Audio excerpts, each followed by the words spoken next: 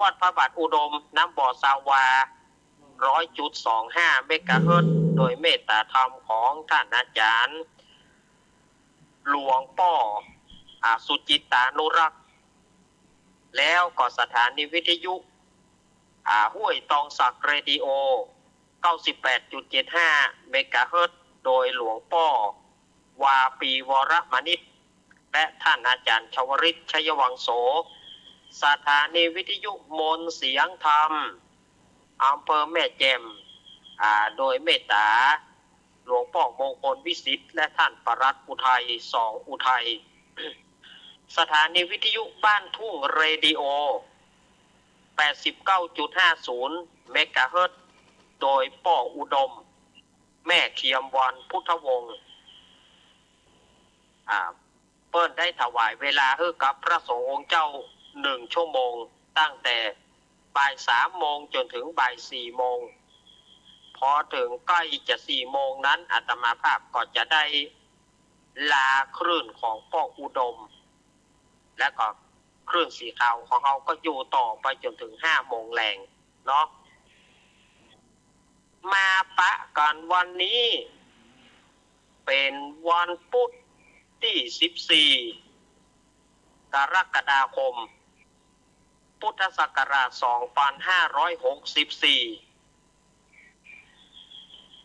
เดือน 10 เหนือเดือน 8 ใต้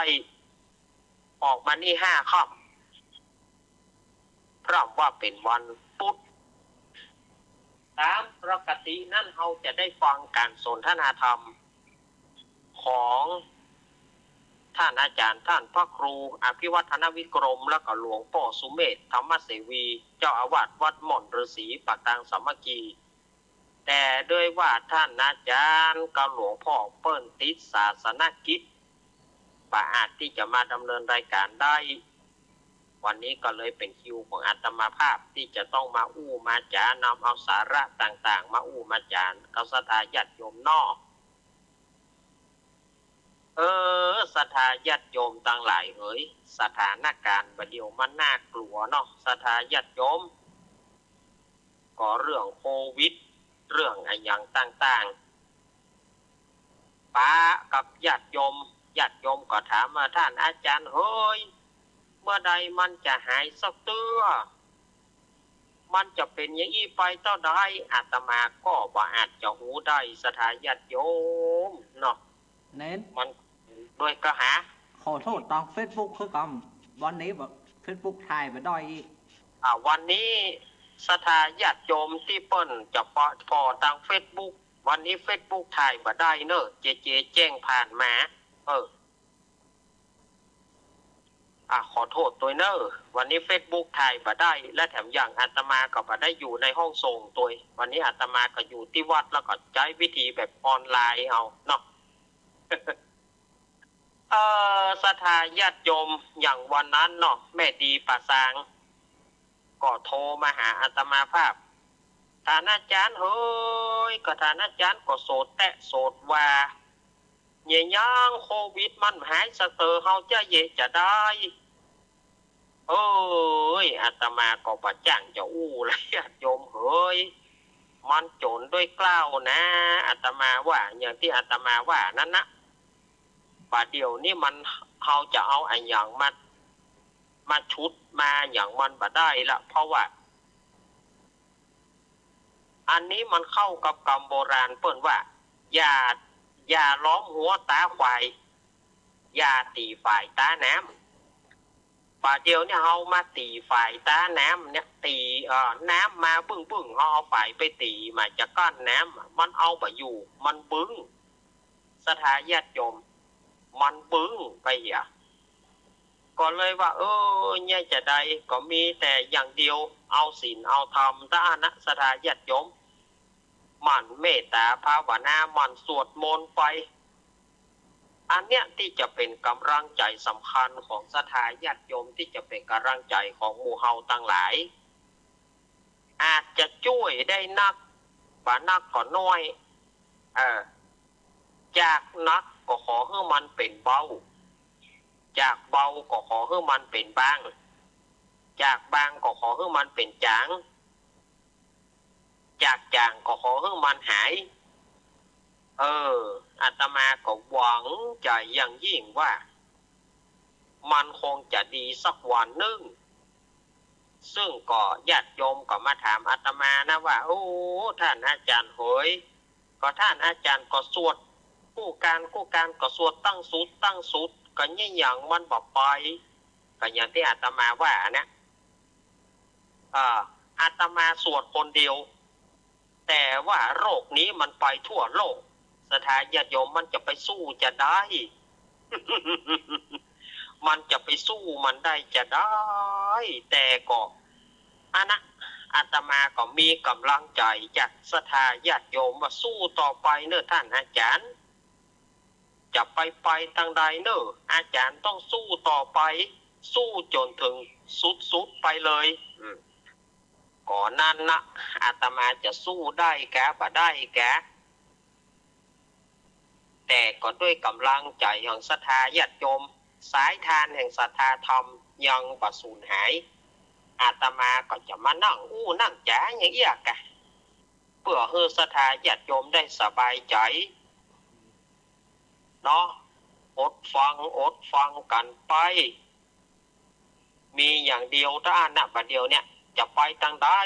ก็ไปบ่ได้จะออกไปนอกก็ไปบ่ได้จะออกไปไหนก็ไปบ่ได้จะเนี่ยจะได้ท่านอาจารย์อกอีแม่จะแตกแล้วอกอีป่อจะแตกแล้วก็เนี่ยจะได้มันเขาก็ต้องทำใจให้มันได้ศรัทธาญาติโยมเขาจะหนีไปที่ไหนญาติโยมว่า ให้ก็ให้บ่ได้บ่จะว่าเขาให้แล้วมันจะดีมามันก็บ่ใจอยากมีอย่างเดียวเอาศีลธรรมมันพุทโธศรัทธาญาติโยมมันเจริญกรรมฐานไปพุทโธไปใจด้านนะที่จะพอมีกำลังใจที่จะพอมีหวังพอที่จะเป็นยาปากนึ่งเพื่อหมู่เฮาเนาะศรัทธาญาติโยมแถมบอกกี่วันแล้วจะถึงเข้าพรรษาแล้วศรัทธาญาติโยมก็มาโทรถามอาตมาหัวเปิ้นบอกเข้าวัดจะเนี่ยอย่างไรท่านอาจารย์เปิ้นบอกเข้าวัดจะอย่างไรญาติโยมก็ทยอยตานไปเถอะเนอะทยอยตานกันไปตั้งแต่ปัดนี้เป็นต้นไปถ้าว่าเปิ้นบอกตานวันเดียวกันนี่นะสมมุตินะอันนี้เขาสมมุติกันมาได้ว่าเกิดว่าเปิ้นว่าบอกตานวันเดียวกันมันจะโยนจะยูกันยัดยูกันลำไปศรัทธาญาติโยมก็ทยอยตานกะทยอยตานตั้งแต่บัดนี้เป็นต้นไปแล้วเผื่อว่าเกิดวันนั้นเปิ้นบ่มีคำสั่งไงอย่างแม่เขาจะมาแถมก็ได้ถ้าบัดเดียวนี่เขาหัวว่าโอ้มาคนยัดคนยูกันบ่สะดวกอย่างอันนี้หัวอย่างอันนี้เขาก็ทยอยตานกันไปเรื่อยๆอันนี้อาตมาก็เอาทุกวัดนะทุกวัดที่ศรัทธาญาติโยมจะกินจะทานนี่นะอันนี้ก็มีการญาติโยมก็โทรถามอาตมาภาพเป็นจะได้ท่านอาจารย์เกิดเพิ่นมีคำสั่งบ่ฮื้อกินบ่ฮื้อทานเฮาจะเนี่ยจะได้เฮาจะไปกัวเฮาก็ทยอยตานเอากะทยอยตานตั้งแต่บัดนี้เป็นต้นไปทยอยตานไปถ้าเกิดวันนั้นเกิดว่าเพิ่นเปลี่ยนแปลงกับท่านหันเฮาก็เฮาได้ตานละสบายใจเกิดว่าเฮายังบ่ได้ตานเตื้อแล้วเกิดอยู่ๆเฮาจะไปตานในวันนั้นเกิดเปิ้นยกเลิกยังปีใหม่เฮาก็เสียใจที่บ่ได้ตานฉะนั้นญาติโยมจะไปกัวญาติโยมทยอยตานตั้งแต่บัดนี้เป็นต้นไปวัดไผ่วัดมันเอาอย่างอี้ดีกว่าทยอยตานไปอย่างอี้ดีกว่าอาตมาว่าจะดีเกิดมันบัดลบปุ๊บปั๊บมาเกิดมันอุบัติเหตุมาเขาก็ทำใจได้ละเขาตานละสบายใจละอันนี้เขาก็ต้องไปกองหาวันนั้นน่ะก็ต้องไปกองเอาวันนั้นละเนาะศรัทธาญาติโยมก็อันนี้อาตมาคือฟังนะ ขึ้นอยู่กับญาติโยมจะเชื่ออาตมาหรือไม่ถ้าญาติโยมบ่เชื่อก็เกิดมันอย่างใดอย่างหนึ่งมาก็จะไปว่าอาตมาเขาบอกเนอะโอ้เปิ้นยังบอกฮะอย่าก็มาว่าเฮาแถมบอกคันเฮาบอกไปก็เปิ้นบ่เชื่อเนี่ยมันก็อู้ยากเนาะฉะนั้นก็ศรัทธาญาติโยมถ้าเป็นไปได้ก็ทยอยตานไปเลยถ้าไปรอว่าต้องไปรอว่ารอวันเข้าพรรษาก่อนกล้วยตานอย่าเกิดว่าเปิ้นมีคำสั่งด่วนจากผู้ว่าสมมุติว่ามีคำสั่งด่วนจากผู้ว่าก็ดีมีคำสั่งด่วนมาเปิ้นบอกให้ไปเข้าวัดเลยเฮาก็ได้ก็บ่ได้อย่างเก่งก็ของเฮาได้ตานไว้อย่าก่อนทำบุญไว้อย่าก่อนแบ่งเสบียงอาหารไว้อย่าก่อนตานไปอย่าก่อนว่าถ้าไปรอถ้าวันนั้นมันบ่มีเกิดขึ้นเขาจะแม่แถมก็ได้เนาะถ้าเกิดวันนั้นมันบ่มีอย่างเปลี่ยนแปลงเขาจะมาตานแถมก็ได้หรอบ่เดือดร้อนนี่นะศรัทธาญาติโยมอันนี้อาตมาก็อู้แจ้งคือศรัทธาญาติโยมเป็นเบื้องต้นว่าเดี๋ยวใครกินใครตานเนี่ยศรัทธาญาติโยมส่วนมากจะไปกองหาวันนั้นอย่างปีใหม่อย่างปีใหม่เฮาผิดพลาดมา2เตื้อละเพราะว่าปีใหม่นั่นน่ะเฮาบัดทยอยตานกันคนใดก็จะไปรอพญาวันรอวันพญาวันนั้นนะวันอื่นบ่เอาวันอื่นมันบ่ใจปีใหม่จะเอาพญาวันเนี่ยเสียวันพญาวันมาไปมีคำสั่งปั้งห้ามกินห้ามตานห้ามเข้าในวัดได้ก็หรือว่าบางวัดบางวาตานแล้วก็หนีตานแล้วขจายไปโวยสุมาเถอะตานแล้วก็ไปหมู่เดียวกันเนี่ยว่ากันมึงตานแล้วมึงออกไป มึงตานแล้วมึงออกไปมันก็ได้ทั้งเสียแน่เสียความรู้สึกแต่ที่เขาจะกินม่วนตานม่วนเนี่ยกลับมาว่ากันคนนั่นเป็นคนนี่เป็นคนนั่นเป็นคนนี่เป็นคนนั่นอย่างนั้นคนนั่นอย่างนี้เอาก็มันที่มันบดีบดักนะมาว่ากันแล้วความบ่ม่วนมันก็เกิดขึ้นอย่างที่เขาจะก่อนเข้าภาษาเนี่ยเขาบ่ต้องไปรอละเขาตานเลยเจงมาเจ้ามาเขาตานเลยบ่ถ้าไปรอไผ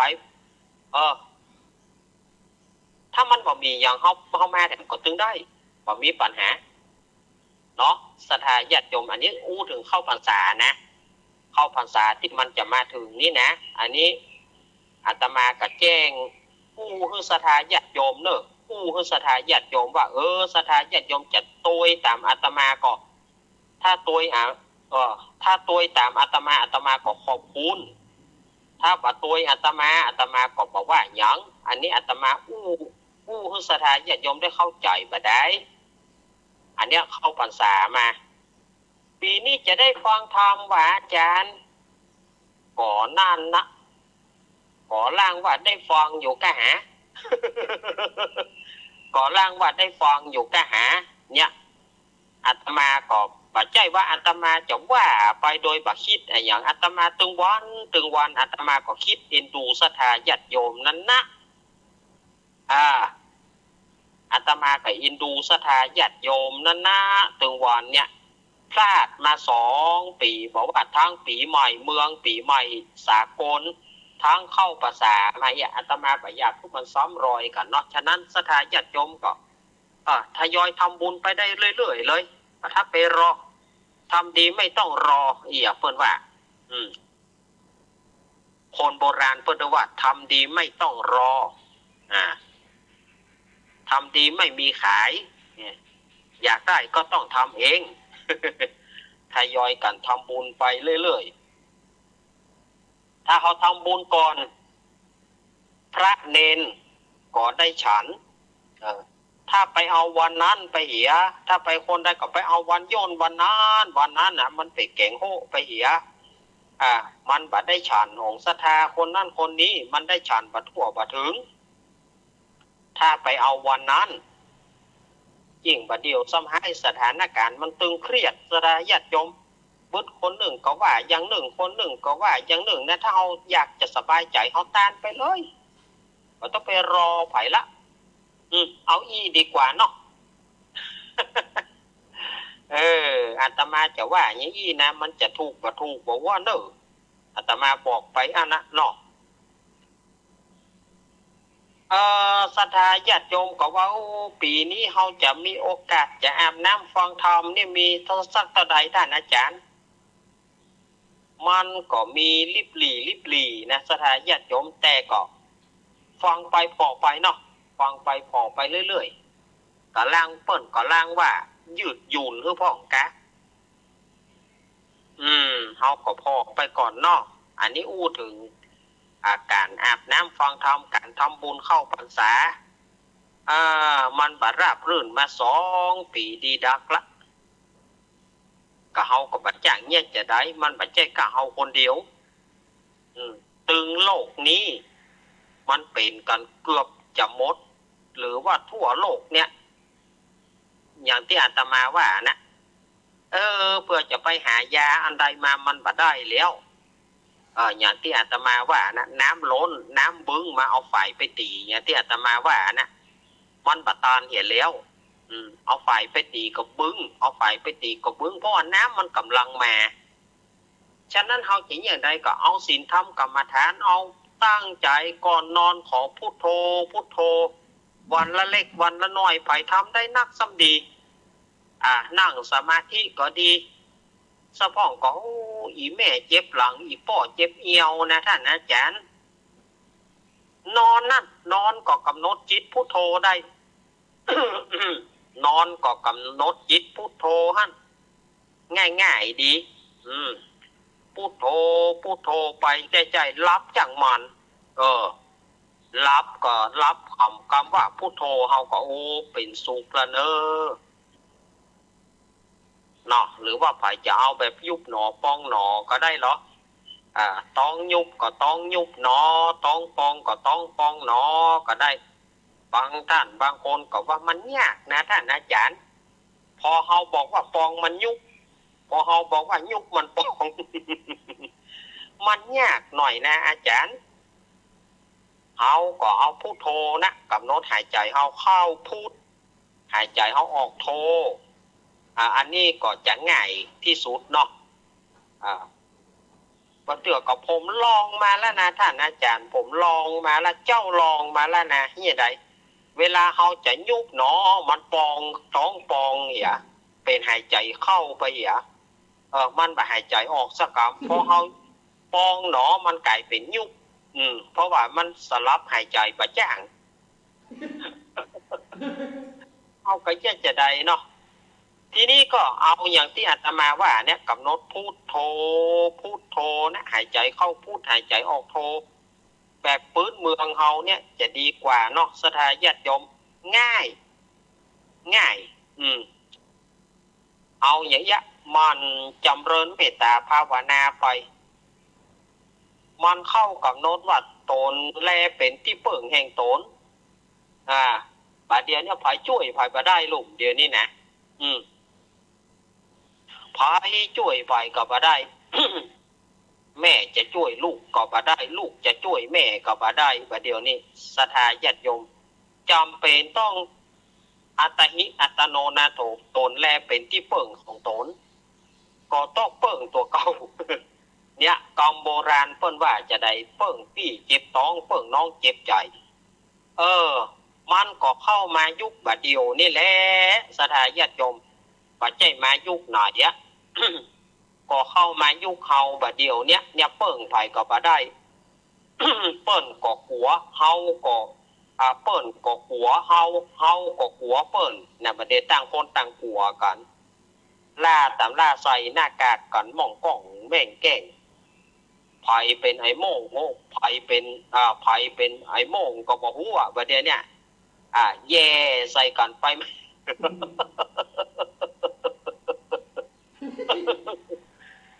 แย่ใส่กันไปมาหลอกกันไปหลอกกันมานะโอ้ว่าไผเป็นไผข้าวนี่ถ้าว่าผีมันอู้ได้สมมุติเนาะ ผีมันอู้ได้นี่มันก็คงว่าโคนหมูนี่มันแยกได้มันอยู่คนละหลายหลอกกัน โคนจัดรายการซอยว่ะแม่กะเฮามาเฮาอยู่ถ้าเฮานั่งจัดอยู่ที่ปุ้นเฮาก็ใส่กะเฮาอยู่นี่ปล่อยตึมนี่เฮานะสถาญาติโยมเลยถ้าผีมันมาลักคอเฮาไม่ว่านะพอโคนหลอกกันนะเป็นหลอกกันใส่หน้ากากใส่กันหลอกกันมั่งกังเม่งเก่ง เพราะว่าทำตามมาตรการเปิ้นสั่งไว้เปิ้นเนี่ยอย่าใดก็ต้องเนี่ยอย่างอ่านเปิ้นหัวเปิ้นว่าต้องใส่เม็ดนะล้างมือบ่อยๆนะจนอย่างว่านะสถาญาติโยมอย่างว่านะมือจบปอหนังมือจบปอเลาะปอล่อนนะประเดี๋ยวนี้เพราะว่าใช้เจลล้างมืออยู่ตลอดเวลาอย่างก็เปิ้นกลัวเฮาก็เฮากลัวเปิ้นเฮาบ่กลัวเปิ้นก็กลัวเฮาเนี่ยบัดเดียวนี่มาจากที่ไหนมาจากคนใดมาจากกรุงเทพก็เดือดร้อนคนใดมาจากปริมณฑลก็เดือดร้อนเฮ้ยเนี่ยบัดเดียวนี่นะเกิดว่ามีผ้าปงผ้าป่าก็ดีสมมุตินะมาจากก่อยถ้าบ่ได้กินละเพราะว่าหยังเพราะบัดเดียวสถานการณ์มันตึงเครียดบัดนี้นี่กักตัวก็เป็นหมู่เป็นกอเห็นสถานญาติโยมกักตัวกันเป็นกองอย่างบัดนี้นี่กักตัวกันปิดบ้านปิดจองบ่ได้ไปไหนเนี่ยเปิ้นเข้าภาษาก็บ่ได้เข้าตัวเปิ้นนะกักตัว14วันดอกฉะนั้นสถาญาติโยมอย่างที่อาตมาอู้ไปในข้างต้นวันตะกี้ว่าญาติโยมถึงว่าเฮายังบ่ได้เข้าพรรษาแต่ญาติโยมก็ทยอยทำบุญได้ทำบุญกันตั้งแต่บัดนี้เป็นต้นไปบ่ต้องไปรอวันนั้นทำบุญตั้งแต่บัดนี้เป็นต้นไปเอาอย่างอี้ดีกว่าอาตมาว่านะ อาตมาว่ามันอย่างอี้จะดีกว่าเนาะสถาญาติโยมเนาะเอาบ่ต้องไปรอวันนั้นละมันจะอิดแล้วเปิ้นก็บ่เข้าเปิ้นก็จำกัดจำการตัวฉะนั้นทยอยทำบุญไปเลยทยอยทำบุญตั้งแต่บัดนี้เพื่อถึงปุ้นมาถ้าเปิ้นบ่มีคำสั่งหยังเฮาก็มาตานเนี่ยก็ได้การทำบุญไม่มีจำกัดนะการทำบุญไม่มีจำกัดไม่มีจำกัดการในการทำบุญเอาบ่ต้องไปรอวันนั้นละเกิดวันนั้นมันมีคำสั่งอย่างขึ้นมาแล้วเราจะยี่จะใดก็เลยได้ก็บ่ได้ทำบุญสักกำเนาะสถาญาติโยมเฮาฉะนั้นเฮาก็เพื่อว่าป้องกันแล้วก็เพื่อความสบายใจเฮาก็ทยอยกันเอาบ่ต้องไปรอวันนั้นละมันจะอิดล้ำไปอันนี้อู้กันมานะสถาญาติโยมเรื่องของสถานการณ์บัดเดียวเนาะบัดเดียวมันก็ถือว่าของมันบ่มั่นบ่เที่ยงหูความเงี่ยงไปมาอย่างที่อาตมาเคยอู้นั่นนะโรคภัยไข้เจ็บเนี่ยมันมาแต่ละยุครู้สึกว่าโควิดเนี่ยมันจะหนักเหลือเปิ้นแต่ก็คือโควิดนี่ล่ะที่เฮาหานว่านักที่สุดของที่สุดเนี่ยตั้งแต่ว่าเป็นโรคระบาดมานี่นะตั้งแต่โรคงัวควายสมัยก่อนนะสมัยก่อนก็เกิดขึ้นเปิ้นเฮาว่าโรคงัวควายตายเหงาโกงกกังงักตายกันไปแห้งลงเป็นหมู่เห็นเนาะสมัยก่อนแห้งลงเป็นหมู่จากงัวจากควายในยุคที่เป็นแห่แล้วก็มาลงเป็ดลงไก่พ เลี้ยงเป็ดเลี้ยงไก่ลงมาปลดทบไปกดไปกองอย่าถ้าถึงหน้าหนาวก็ดีหน้าฝนก็ดีตายหมดล่าตามล่าเหลือกับแม่เจ้าเล้าโกกงกเหลือกับแม่เจ้าเล้าโกกงกมันหลอดไปแล้วมันบ่เป็นอย่างละเพื่อว่าไก่แก่หนังเหนียวอย่าแห่มันบ่กิน จากนั้นมาก็มีโรคกันอย่างขึ้นมาเมินเข้ามามันก็มีโรคแอนแท็กโรคแอนแท็กนี่ก็เกิดขึ้นมากับงัวกับควายเนี่ยเหมือนกันในยุคปีประมาณปี40ก็โรคแอนแท็กมาระบาดกับงัวกับควายแล้วก็จากนั้นมาก็มาเป็นโรคซาจากโรคซาแล้วก็มาเป็นไข้หวัดนกเอาเป็ดเอาไก่ไปฝังกันเบ้อหรือว่านกหนูนกกาอย่างกากบเอายาเบื่อให้กินเพื่อมันตายไปเหี่ยเป็ดไก่เอาไปฝังก็บอกกับยาเบื่อให้กินเนี่ยเพื่อว่าขจัดโรคระบาดไข้หวัดนกเอาเป็ดเอาไก่ไปฝังหน้าทรมานลูกเล็กเด็กแดงฝังหมดจากนั้นมาก็กล่อมเข้ามาสนองโคนละกล่อมมาสนองโคนอย่าใดก็ขึ้นยักษ์สึนามิ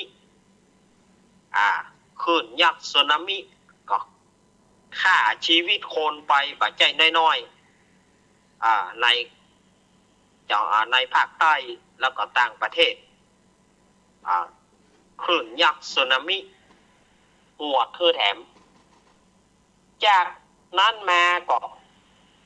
เอาล่ะโรคหูดับจากโรคหูดับแล้วก็มาเป็นโรคอะไรอย่างโรคไข้หวัด2009ไข้หวัด2009ก็เหมือนกับน้องๆโควิดน้องๆโควิดแต่มันบ่มีไผตายน้องๆโควิดเหมือนกันไปไหนก็ใส่เม็ดใส่หน้ากากเหมือนกันอันที่ว่าเป็นนั่นนะโรคไข้หวัดใหญ่2009คนใดเป็นอย่างน้อยก็ว่ากันละไข้หวัดใหญ่2009ว่ากันนั่นมันจะเวียนกันเนี่ยไปไหนใส่หน้ากากอนามัยใส่เม็ดนะประเดี๋ยวของห้องใส่ตะกอนของว่าใส่หน้ากากอนามัยปิดหน้าปิดตาแต่ปัจจัยปิดผู้คนนะไผ่บ่ปิดก็ได้ไผ่จะปิดก็ได้ถ้าไปที่ชุมนุมชนก็ต้องปิดถ้าไปที่ชุมนุมชนก็ต้องปิดแล้วก็มีโรคนั้นโรคนี้โรคไข้มาลาเรียสมัยก่อนเนาะไข้มาลาเรียแล้วก็โรคอหิวาตกโรคอหิวาตกโรคก็คือโรครูท้องโรครูท้องโรคขี้เหลวนั่นน่ะสถาญาติโยมว่าเลี้ยวก็มาหาเนี่ยในที่สุดก็อันที่มันใหญ่ๆเนี่ยก็คือโควิด19โคโรนา2009เนี่ยโควิด19มาตั้งแต่ไหนตั้งแต่ปีแล้วปีแล้วขึ้นต้นปีมาเกิดขึ้นมาจนถึงปีใหม่เข้าภาษาก็บ่ได้กินได้ทานดีอุ่นใจว่างานปีใหม่สากลปีใหม่วันที่1 มกราก็หวังว่าจะได้ดีซ้ำว่าหายแถมเหมาะการสวดมนต์ข้ามปีสร้างบารมีข้ามพศก็ต้องงดไป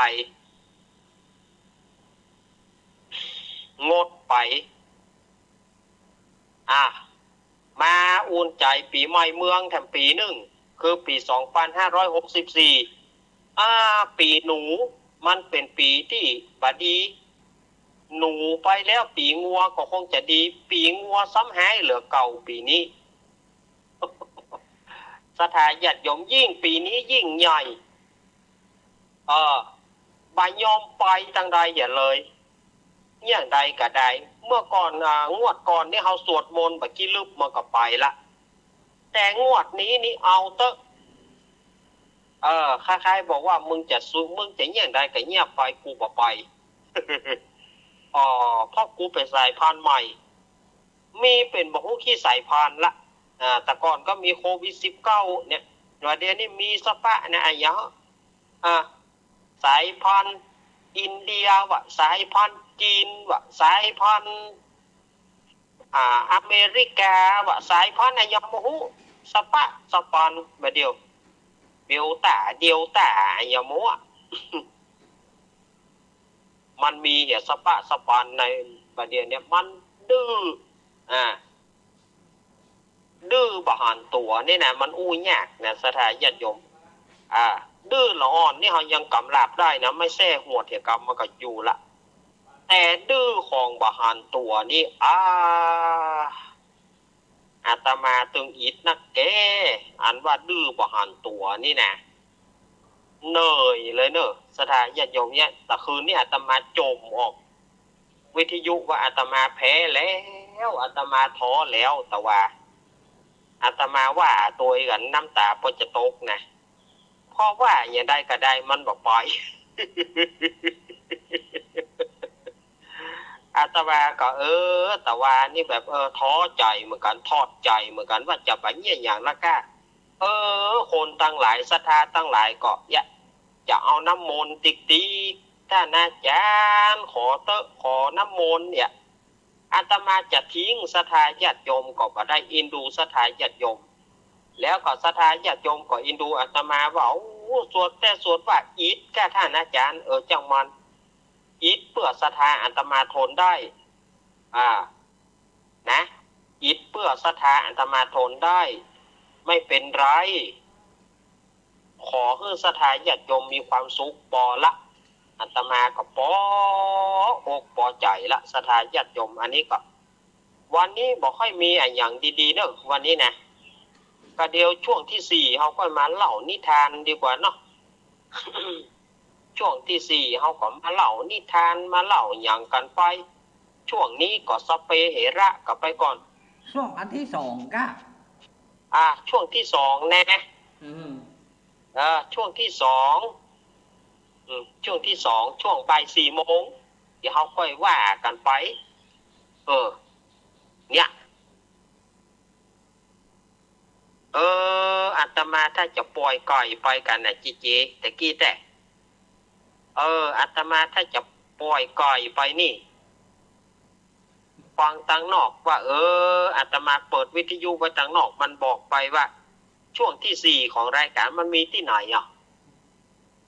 แต่กะยุ่งละเนอะยุ่งละเนอะสุมาตัวเนอะผิดไปเนาะผิดนิดไปหน่อยอภัยด้วยนะโยมนะ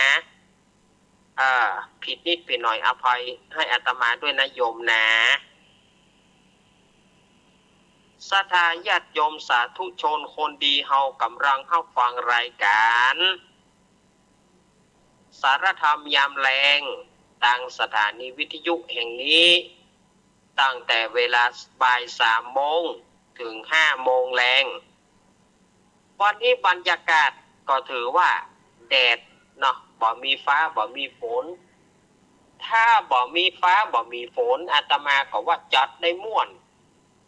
เขาบ่ต้องได้ระแวงไงหยังเอามานั่งอยู่ในนี่เขาก็สบายใจแต่ถ้ามันขลึ่งบึ้งบ้างนี่อาตมาก็จำเป็นที่จะต้องปิดเพราะว่าอาตมาอูดผ่านโทรศัพท์อาตมาก็เสียวเหมือนกันลูกบัจเจ้าบะเสียวลูกเกินมาขล่มบ้งบ้านมาอาตมาก็บ่ให้เอาเนาะช่วงนี้อาตมาบอกเปิดสายเนอร์ศรัทธาญาติโยมเอาไว้ช่วงหลัง4 โมงไปอาตมาก้อยมาเล่านิทานแล้วก็มาเปิดสายเอาดีกว่าเนาะวันนี้ก็ขอไปก่อนเพราะว่าอาตมาก็บ่ได้กะได้เกียมอะไรอย่าง ก็เลยเอาเรื่องเก่าๆเนี่ยเอาเรื่องของสถานการณ์ปัจจุบันเน้นฮะบอกเบอร์โทรเล่าไว้เลยเบอร์โทรแถมเบอร์หนึ่งอ่ะเปิ้ลมาศรัทธาญาติโยมถ้าหากจะโทรหาอาตมานะตอนนี้อาตมายังไม่เปิดนะแต่ถ้าจะโทรหาอาตมาก็อาตมาจะบอกเบอร์ไว้ก่อนเนอะเพราะว่าเบอร์089นี่อาตมาใจออกอากาศถ้าว่าฝ่ายจะโทรหาอาตมาแหมบื้นก็โจทย์ไว้เนอะ083-761-1775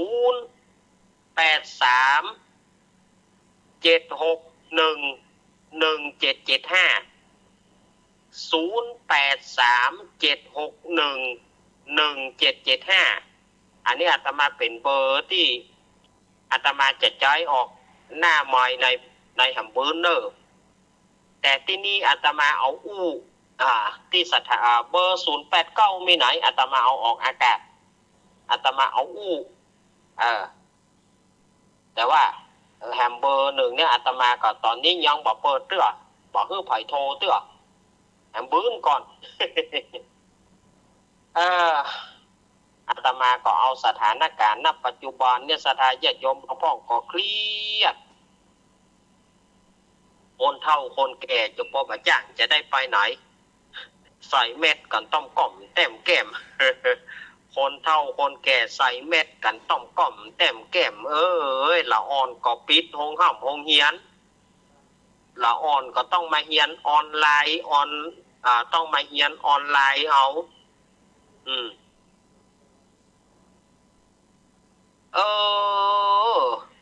ศรัทธาญาติโยมที่หูตาเปิ้นดีก็ดีเนาะถ้าอย่างสมมติอาตมาจะมาเรียนแล้วเปิ้นจะเรียนออนไลน์เนี่ยอาตมาจะเรียนอย่างไรอาตมาจะเรียนอย่างไรเนี่ยสมมติเปิ้นออนไลน์เนาะซื้อโทรศัพท์สัมภาษณ์เลยเอาล่ะอาตมาจะใจอย่างไรศรัทธาญาติโยมว่ามันก็เป็นเรื่องที่กอบเนอะเรื่องที่กอบเนอะเนยนะสถานญาติโยมประเดียวนี่นะมันเนยไปกู้หย่อมกู้หญ้าละอย่างสมมติว่าเปิ้นจะฮื้อใจเนาะใจโทรศัพท์แบบปุ่มเปิ้นบ่ฮับนะอาตมากระโจนปัญญาแล้วเนอะถ้าจะบ่ได้ใจละโทรศัพท์โทรเซิร์ฟนี่เอาไปอย่างใดจะฮื้อใจแบบสัมภาษณ์เฮาสมบัติจ้างไงเนาะนอกจากเอามาเล่นไปเลยด้านไหนก็เล่นไปเลยมันก็จะลวนน่ะมอกะอาตมาถึงพออย่างบ่ได้แล้วเฟซลายอย่างนี้นะเล่นอันใดบ่ได้สักอย่างเพราะว่าบ่จ้างลายโกงกะลายโกงนะกะนะทีอาตมากับว่าเกิดว่าเปิ้นงดโทรศัพท์ไปเหียเพื่อใจแบบสัมภาษณ์เนอะปุ่มโกดนี่นะเปิ้นบ่ฮื้อใจเนอะแล้วเฮาจะเนี่ยจะได้ห้อมใจหานกับเปิ้นนะยิดแน่สลายญาติโยมเนาะยิดเนี่ย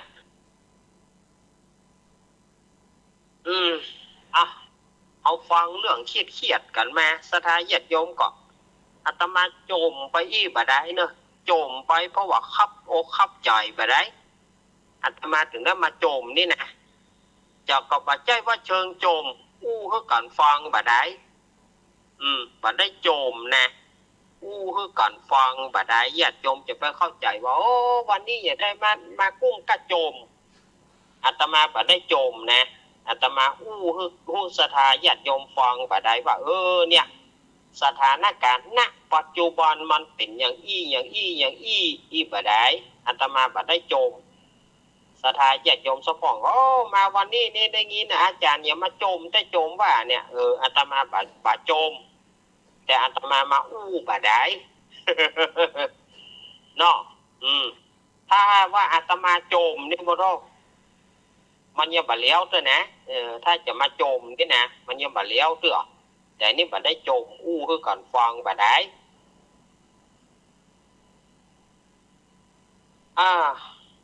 ใกล้เข้าภาษาแล้วก็หวังเอาสิ่งดีๆนั่นนะสถาญาติโยมหวังเอาบุญให้กับสถาญาติโยมนะเพื่อให้หมู่เฮาได้บุญได้กุศลเฮาจะไปตานเตียนได้ก็ท่านอาจารย์เฮาจะไปถวายเตียนได้ก็ได้นะคะนี่อย่างจะบ่ได้เฮาไปถวายเตียนก็คือตามปกตินะคะญาติโยมจะไปกลัวเกินไปก็จะว่าเปิ้นเข่งติ้งๆหรอกแม่กะถ้าเปิ้นเข่งติ้งๆอย่างใดก็บ่ดีมันก็ไปอย่างแต่นี้ก็มันบ่เป็นหยังญาติโยมจะตานเตียนก็ตานได้จะถวายเฮาถวายหลอดไฟเนาะท่านอาจารย์ก็ได้มันได้ทั้งนั้นญาติโยมก็แล้วแต่สถานการณ์ญาติโยมอยู่ที่ไหนจะตานอย่างไรจะตานเตียนกะจะตานแบบหลอดไฟกะเนี่ยมันก็ได้ทั้งนั้นสถานญาติโยมบ่ทับไปวิตกกังวลบ่ได้ไปสอรี่โอดๆมานะบ่ต้องไปสอรี่โอดๆมานะถ้าเราอยากจะทำบุญเราก็ทำไปได้เลยก็ถือว่าทำดีไม่ต้องรอ ทำดีไม่ต้องรอสถานญาติโยมเข้าใจเนาะทำดีไม่ต้องรออย่างสักอย่างเราอยากจะทำเราก็ทำไปเลยไม่ต้องไปกึดอย่างนักเนาะสถานญาติโยมเนาะวันนี้อาตมากระจายเวลาที่มาสถานญาติโยมเหลือ12 นาทีนะเหลือ12 นาทีอาตมาก็เชิญชวนคณะสถาญาติโยมเริ่มทำบุญกันตั้งแต่บัดนี้เป็นต้นไปถ้าญาติโยมว่ากลัวมาได้ทำบุญเข้าพรรษาเขาก็เริ่มทำบุญตั้งแต่บัดนี้เป็นต้นไปเนี่ยวัดไผ่วัดมันเริ่มใส่บาตรญาติพกเริ่มทำบุญเริ่มตานขันเข้าหาญาติพี่น้องพ่อแม่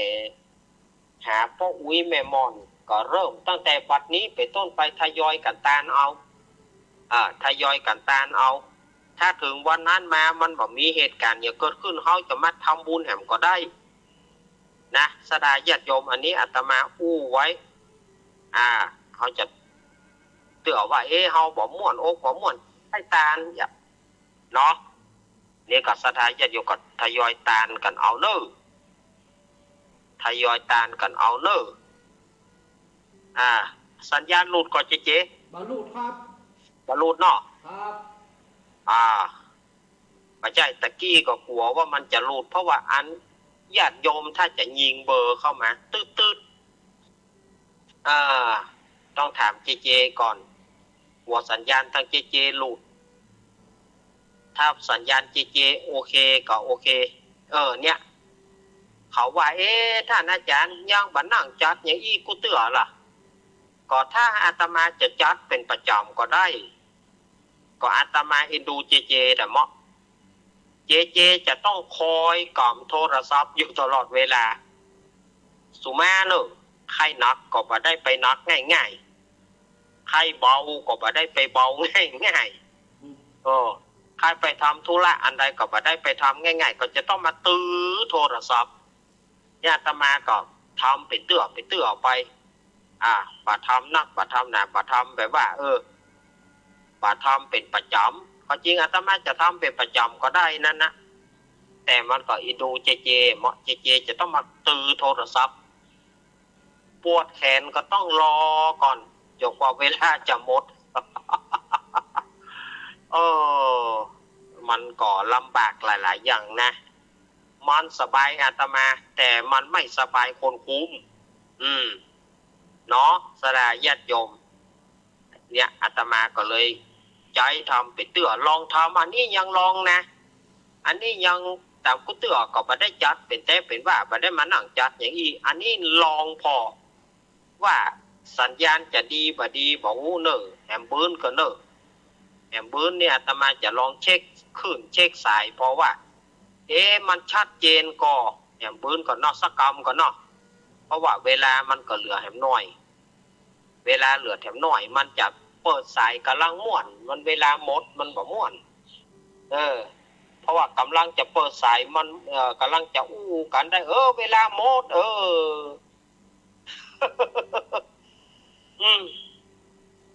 มันอย่างเงี้ยเนาะศรัทธาญาติโยมมันกับประเดี๋ยวมันก็จำเป็นที่จะต้องเนี่ยอย่างอาตมาว่าตนเป็นที่พึ่งแห่งตนนั่นนะ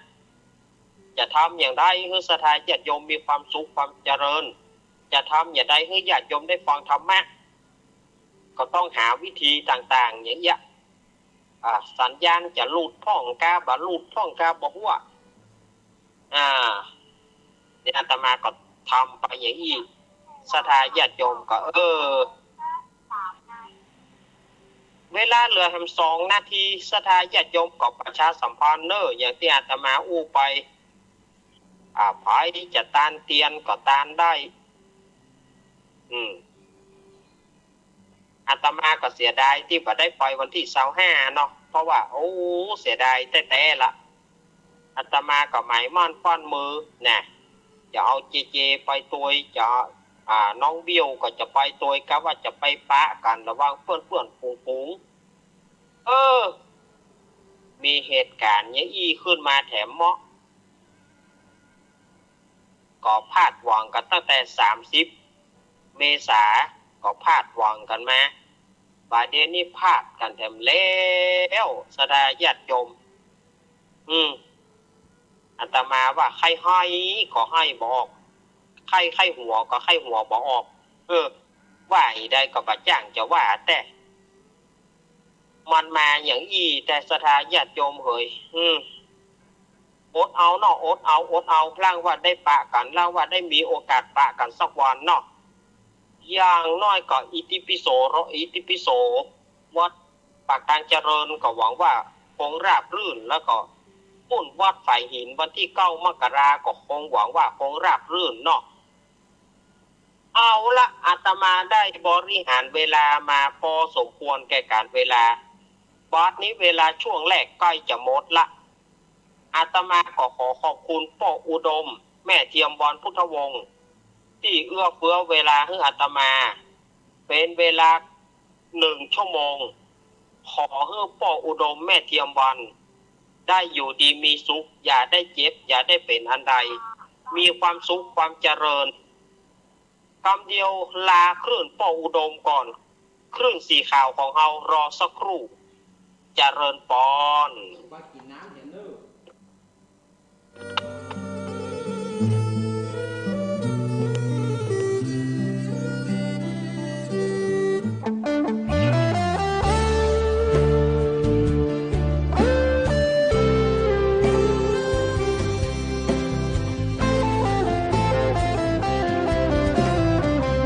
เจ้ามามือเปล่าจะเอาอะไรเมื่อตอนเจ้าไปเจ้าก็ไปมือเปล่าเช่นกันชื่อเสียงหยดลาบหากเอาไปไม่ได้สักอันแล้วใหญ่ยื้อแย่งแข่งขันก็ป่วยกันฆ่าฟันตัดรอนเงินทองตามส่งแค่โรงพยาบาลญาติมิตรวงวานลูกหลานส่งแค่เชิงตะกอนจะมีใครเล่าอยู่กับเรานอนเฝ้ากองฟอนวางดอกไม้จันทร์แล้วจรกลับไปนอนบ้านใครบ้านมันใหญ่ขับฟ้า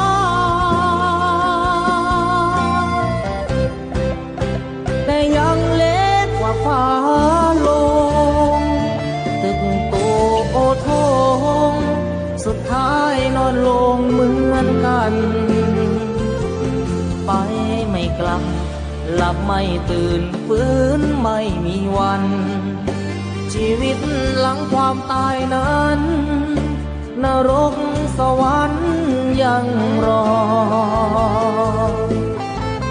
บาปบุญดีชั่วติดตัวเมื่อตายเงินทองมากมายคนเอาไปไม่ได้หรอกน้อร่างนอนแน่นิ่งไม่ไหวติ่งเหมือนดังต้นตอตราสังมัดแขนผู้คอไฟไม่หงิกงอเป็นเท่าหุยผ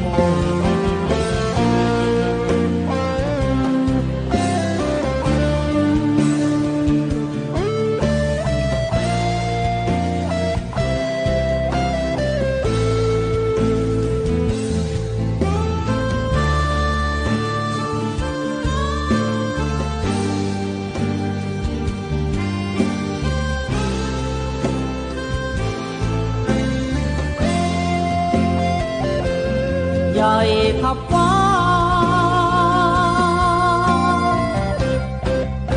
แต่ยังเล็กกว่าฟ้าลงตึกโตโอทงสุดท้ายนอนลงเหมือนกันไปไม่กลับหลับไม่ตื่นฟื้นไม่มีวันชีวิตหลังความตายนั้น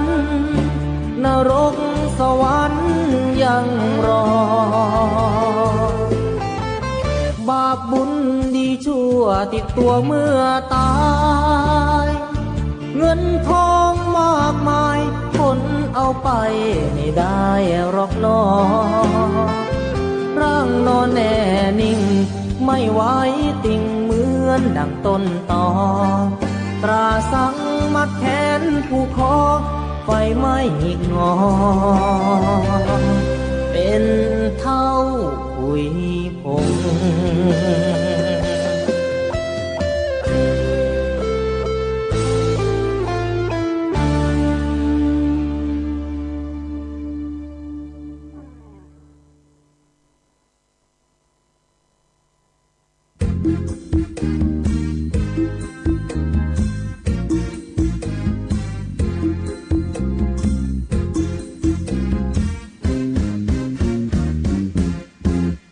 ไม่กลับชีวิตดับแน่นอนบนเชิงตะกอนทุกคนต้องนอนที่นั้น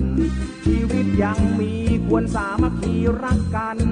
อย่าแบ่งชนชั้นช่วยเหลือกันต่างครึ่งทางหลับไม่ตื่นลุกไม่ตื่นต้องตายหมอช่วยยังไงก็ช่วยไม่ได้ดอกนาหมดลมหายใจหมดเรื่องต่างๆนานาต่อให้หมอเทวดามาชุบชีวาก็ไม่หายใจ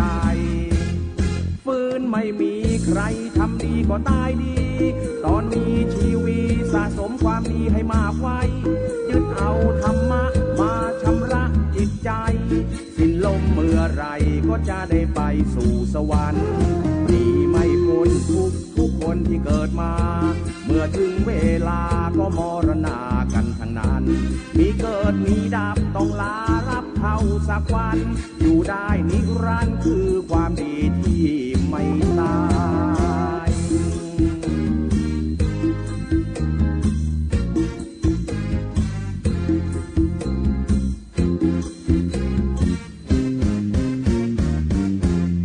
ฟื้นไม่มีใครทำดีก็ตายดีตอนมีชีวิตสะสมความดีให้มากไว้ยึดเอาธรรมะมาชำระจิตใจสิ้นลมเมื่อไรก็จะได้ไปสู่สวรรค์ดีไม่พ้นทุกคนที่เกิดมาเมื่อถึงเวลาก็มรณากันทั้งนั้นมีเกิดมีดับต้องลาลับเท่าสักวันอยู่ได้นิรันดร์คือความดีที่ไม่ตาย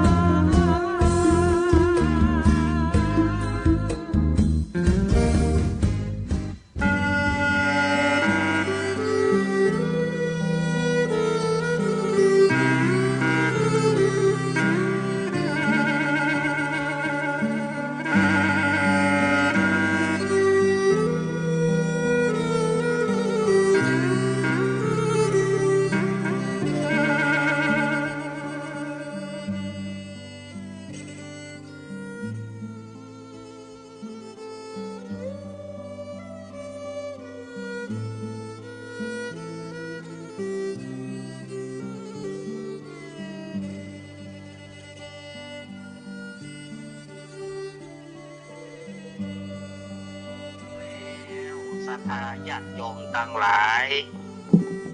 อาตมาก็ได้ช็อตน้ำเตียวปล่อยเตียวมา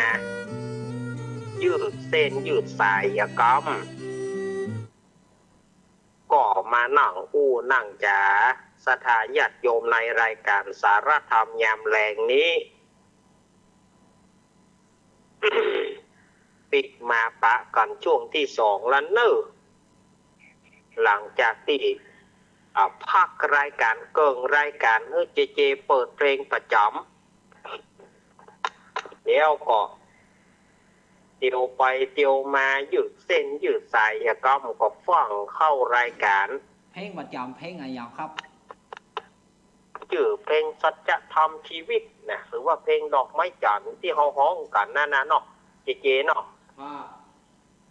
น่ะกันแห่งเพลง1เหรอเพลงอันที่2ครับมาปะกันช่วงหลังนี้เพลงอันที่2ชื่อเพลงอะไรอย่างครับ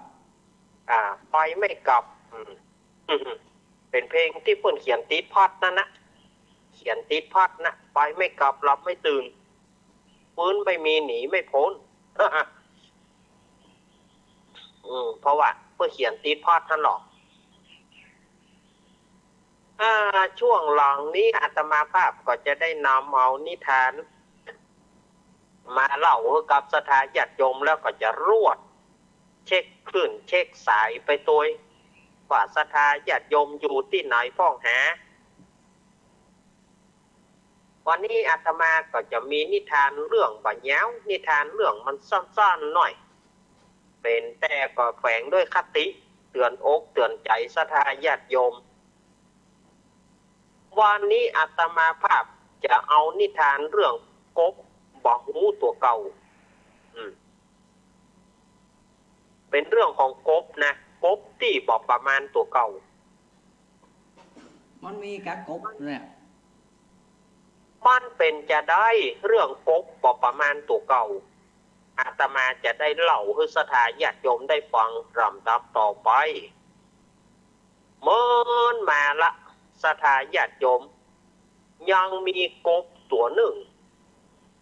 กบตัวนี้ก็มีลูกอยู่มีลูกอยู่หมู่หนึ่งวันหนึ่งเนี่ยลูกกบตั้งหลายก็ได้ไปเอี่ยวต่ำกลางโต่งกลางนาอยู่กะฮูก็งอบก็เลยออกไปเอี่ยวต่ำโต่งต่ำนาทีนี้ก็ลูกกบตั้งหลายเนี่ยก็ไปหอนใส่งัวของเจ้าบ้านเปิ่นยืนกินหญ้าอยู่และทีนี้ก็บอกว่าลูกกบตั้งหลายก็ปากันไปยื้อพองัวว่าสัตว์นี่มันเป็นอะไรอย่างเนี่ยฮะมี4แข้ง4ขามี4ขามีเข่า2เขามีหาง1หางหูยาว กำลังเล็มกินหญ้าอยู่มันเป็นอันอย่างเนี่ยมันเป็นสัตว์ประหลาดหรือว่าสัตว์อันอย่างก็เลยโล่นไปหาป่อกบก็อยู่ในหัวนะนั่งจำศีลเห็นเราป่อกบนะนั่งจำศีลพุทโธอย่างนั้นเนาะป้อเนี่ยอีป้ออันผมเขาไปหันใส่สัตว์ประหลาดนี่หรอลูกกบตั้งหลายก็มาเล่าให้ฟังสัตว์ประหลาดอย่างใดสัตว์ประหลาดอีป้อมีเข่า2เขามีขา4ขามีหางยาวมันเป็นสัตว์อันอย่างครับป้อตัวย่อยนะตัวย่อยขนาด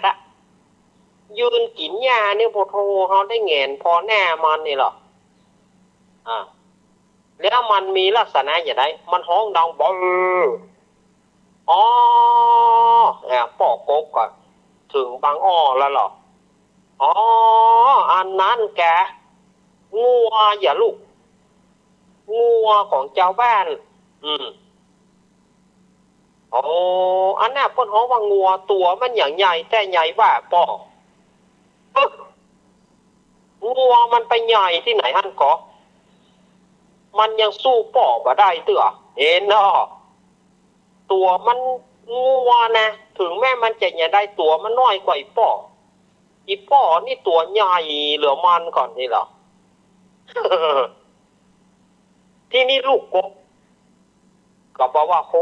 ป้ออีป้อใหญ่เหลืองัวก็กะใหญ่กะตัวอีป้อเป่งใหญ่เหลืองัวก็ได้ที่นี่ความเป็นละอ่อนของกบน้อยมันน่ะก็ไข่หันโอ้อีป้อลองเบงอีป้อลองเบงตัวเฮ้ยใหญ่ต้องงัวเหรอนี่กบก็เบงตัวอันแต่อีป้อก็ลูกกบก็บอกพระเจ้างัวใหญ่เลยนี้ก่อนเบ่งแถมเบ่งแถมอันนี้ใหญ่ก็ย่างลูกกบทั้งหลายก็บอกย่างพระเจ้าเตื้อก็บอกกบก็เบ่งสูดแทงล่ะไปมีตองแตกโต๊ะตายคำตีสดาญาติโยม อันเนี้ยนิทานเรื่องนี้มันก็จบลงนิทานเรื่องนี้ก็สอนว่าประมาณตัวเก่าก็ควรจะคิดว่างัวเนี่ยมันใหญ่ขนาดไหนแล้วตัวจะขนาดไหนตัวเก่าไปเบ่งแข่งงัวมันก็ไปมีโผท้ายก็ต้องแตกตายไปอย่าสถานญาติโยมเข้าท่าแต่มาเหลือเลย เนี่ยเปิ่นบอกว่ามันแบบประมาณตัวเก่าตัวเก่าตัวเท่าใดแล้วงัวตัวเท่าใดลองคิดพอเหรอสถานญาติโยมมันจะเป็นไปได้ก็เบ่งตัวคือเสมองัวมันไปมีว่าต้องแตกโต๊บ ตายคำตี้สถานญาติโยมมาได้สักแหวอันเนี้ยอาตมาก็เลยใส่ชื่อว่ากบบอกประมาณตัวเก่าแถมอันหนึ่งก็เป็นเรื่องของกบเหมือนกันอันนี้นิทานของตุลุงทองวัดโสภณารามแม่ริมเพิ่นเล่าเอาไว้อาตมาก็อัญเชิญคำเล่าของตุลุงทองมาเอามาเล่าให้สถานญาติโยมฟังอันนี้ก็เป็นเรื่องของกบอันนี้เป็นนิทานเมืองนอกปุ่นอันนี้นะเป็นนิทานเมืองนอกปุ่นเป็นนิทานของเมืองญี่ปุ่นเป็นเรื่องของกบ2เมืองในประเทศญี่ปุ่นจะสมัยในบ่ฮู้นะตุลุงทองเพิ่นเล่าเอาไว้กบ2เมืองนี่ตัวหนึ่งอยู่เมืองโอซาก้าแถมตัวหนึ่งอยู่เมืองโตเกียวอันนี้กบ2ตัวอยู่คนละเมืองแต่อยู่ในประเทศญี่ปุ่นนะตัวหนึ่งอยู่โอซาก้าตัวหนึ่งอยู่โตเกียววันหนึ่งนั่นกบตัวที่อยู่เมืองโอซาก้าอยากจะไปเมืองโตเกียวตัวเมืองโตเกียวก็อยากจะไปเหี่ยวเมืองโอซาก้าโอ้โหล่ะกบก็ให้เหี่ยวแต่กบ2ตัวนี่ก็เลยออกจากเมืองของตัวเก่าตัวโอซาก้ามุ่งหน้าจะไปโตเกียวตัวโตเกียวมุ่งหน้าจะไปโอซาก้าก็ไปขึ้นดอยลงห้วยไปเพื่อจะไปเหี่ยวอย่างที่ว่าตะเกียตัวโอซาก้าก็จะไปเหี่ยวโตเกียวตัวโตเกียวก็จะไปเหี่ยวโอซาก้าปรากฏว่ากบ2ตัวเนี่ยไปปะกันระหว่างทางสหายเพื่อนนี่นะภาษาญี่ปุ่นอาตมาก็บ่ได้นะแต่เพื่อจะฮ้องกันอย่างเฮาก็แปลว่าเอาเพื่อนไปไหนนี่ลูกที่ไหนมาเฮาลูกเมืองโอซาก้ามาก็ประเทศเดียวกันนี่แล้วจะไปไหนเขาจะไปโตเกียวแล้วท่านล่ะแล้วเพื่อนเหรอเฮาเนี่ยอยู่โตเกียวก็จะไปโอซาก้าได้ยินว่าประเทศของท่านเนี่ยเจริญรุ่งเรืองบ่ใช่กะตั้งตัวตั้งถามกันทีนี้ก็ตัวโอซาก้าก็บอกว่า อย่าไปเลยโอซาก้าบ้านเฮาเนี่ยมันจะมีอย่างดีบ้านเฮาจะไปโตเกียวนี่อย่างจะไปตัวโตเกียวก็บอกว่าเฮาท่านก็เหมือนกันท่านจะไปบ้านเมืองเฮาก็ว่าจะไปดีกว่าเถอะมันมันจะมีอย่างดีขึ้นเอาอย่างนี้ดีกว่าเฮามาขึ้นดอยไหมเฮามาขึ้นดอยแล้วเฮาพอลุ่มดอยดีกว่ากบ2 ตัวนี่ก็เลยขึ้นดอยเมื่อขึ้นดอยแล้วก็กบนี่ตามันหันตั้งหลังนะเพื่อนว่านะจะแท้บะแท้บอกว่าตามันหันตั้งหลังกบ2 ตัวนี่ป้ากันแล้วก็เอาตีนตะกันไว้เอาตีนตะกันหันหลังด้วยกันตัวตั้งหันเมืองของตัวเก่าเพราะว่าตามันมีตั้งหลังหรอกก็ไปพอมันไปหันใส่เมืองเก่ามันโอซาก้าก็เหมือนโตเกียวโตเกียวก็เหมือนโอซาก้าฉะนั้นเฮาก็บ่ไปแล้วเนาะลากันตรงนี้ไซโยนาระลากันตรงนี้ในที่สุดนั้นน่ะตัวโอซาก้าก็บ่ได้ไปโตเกียวตัวโตเกียวก็บ่ได้ไปโอซาก้าเลยบ่ได้หันกันสักกรรมเลยบ่ได้ไปเมืองบ่ได้ไปเมืองเปิ้นสักกรรม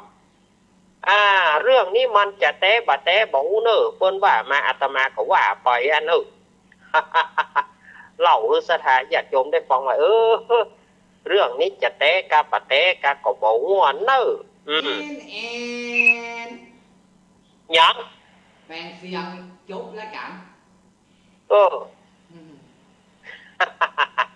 ขับไปเหี่ยวก่อเจ๊นิดหน่อยจะป้องเขาก่อเอาตาพอตั้งหลังเอาตาพอตั้งหลังนอนเลยไปได้หันสักคำตาตั้งหลังมันมีกับตาตั้งหลังมันมีกับกบนี่ตามันหันตั้งหลังหรอตามันจะหันตั้งแน่นะ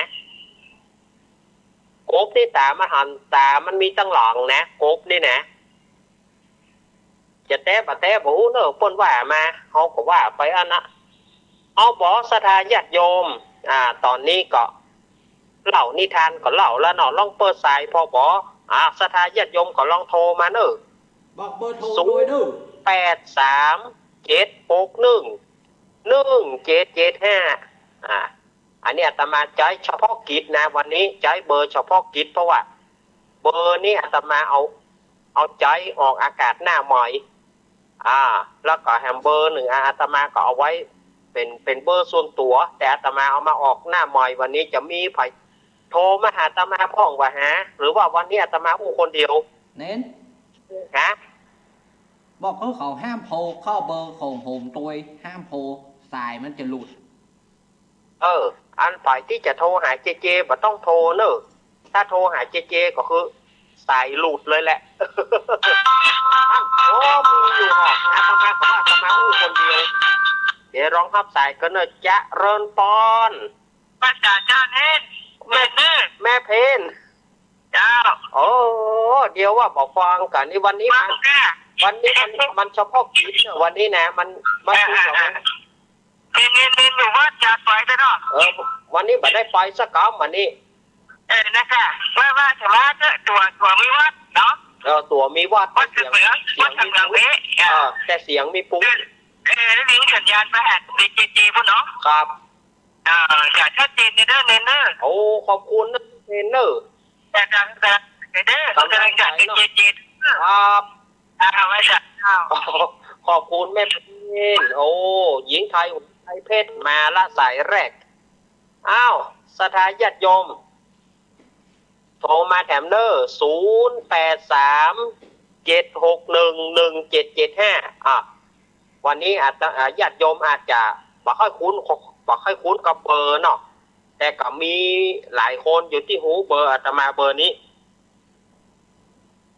มาก็หญิงไทยหัวใจเพชรมาสายแรกละไปจะโทรมาแถม0837611775โทรเข้ามาเนอะ วันนี้บอกเกินเพราะว่าเขาบอกคูณเบอร์ นอกเจเนาะ ครับ เขาบอกคูณเบอร์มาอยู่เฮ้ยมาอยู่เดี๋ยวกันเนอะจะเริญปอนเป็นเจ้าลุงเนนอันน่ะแม่โทรจากไหน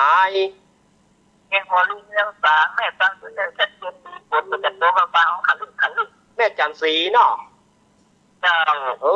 แม่จันสีฟังขอบคุณนักเนอะแม่จันสีเนอะเจ้าแม่จันสีแจงหัวรินอำเภอฝางมาละ2 สายละจากเวียงหนองรองไปถึงอำเภอฝางแม่จันสีวางสายคือกำขอบคุณแม่จันสีวางสายสมากรรมจะเริญปอนจะเริญปอนวันจันทร์เลยครับอันพ่อหลวงวินพ่อหลวงสุมาเตอร์พ่อหลวงปิด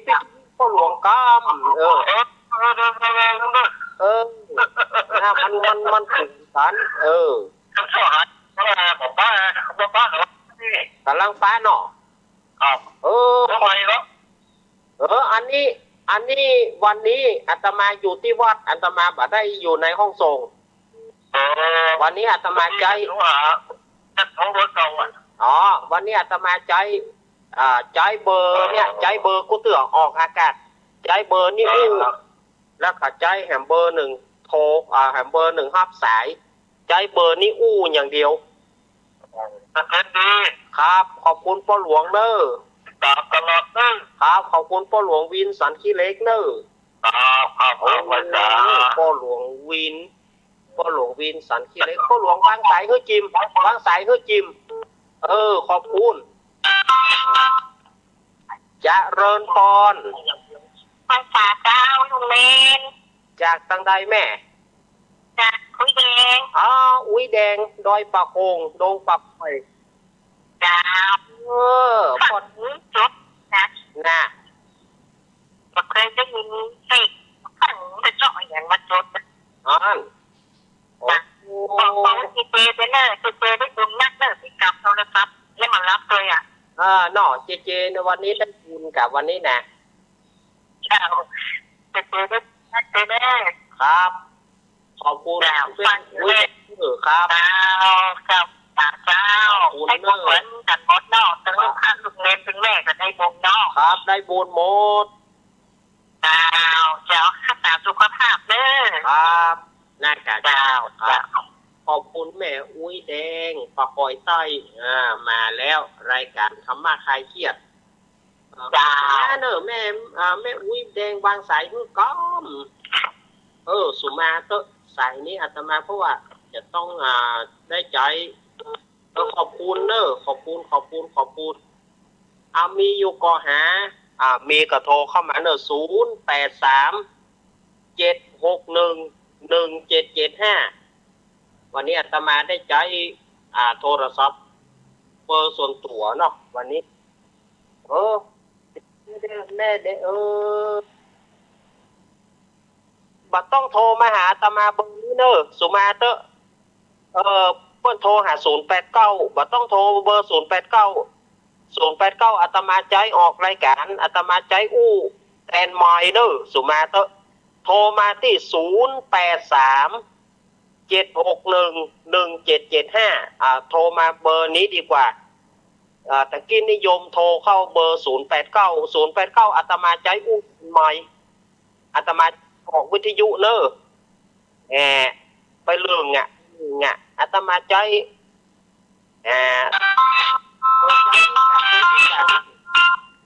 จะเริญปอนรัชกาลแค่นั้นเองแม่กันดาศรีเนตรจ้าชัดเจนดีนะคะชัดเจนเนาะแม่กันให้กำลังใจค่ะฟังอยู่ค่ะขอไม้กำลังใจเนาะจ้ารัชกาลจ้าขอบคุณแม่กันดาเนอะแม่กันดาศรีเนตรอำเภอหางโดแม่อะไรกันเปิ้นเป็นเรียกว่าผู้ปกครองของน้องเบี้ยวธีรวุฒิมาศเมืองในการโทรเข้ามาแล้วเนอะเอาไปจะโทรหาอาตมาขอความเมตตากรุณามุทิตาอุเบกขา จะไปโทรเบอร์089อาตมาใช้อินเทอร์เน็ตใหม่เจริญปอนราชการเจ้ายายพรปอดเท่าตัวมันเหี่ยวแต่เขียวจ้าตัวมาถึงได้แต่ยายพรนี่นะยายพรร้องงัวแดงสันกำแพงเจียงใหม่น้องพรน่ะเอาใจเอา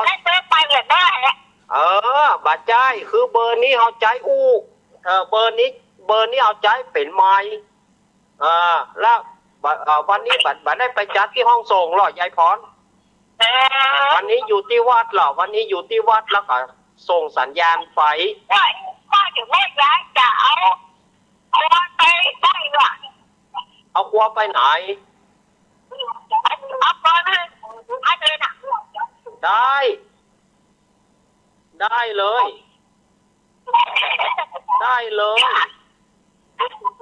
ว่าให้กำลังใจเนี่ยบทกรกะเอากรกะน่าจะอะไรฮะ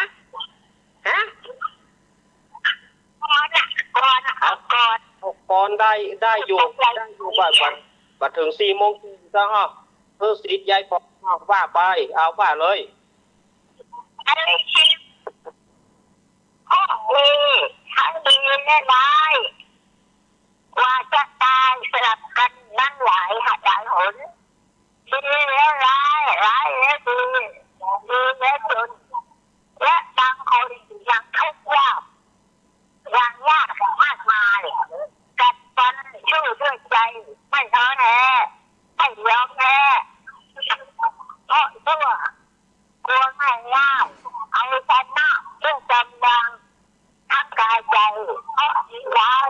ก็จะหนีก็จะมาเมื่อเจ้ามามีอะไรมาด้วยเจ้าจะเอาแต่สิ่งหนึ่งไหนเมื่อเจ้ามาตัวเปล่าจะเอาอะไร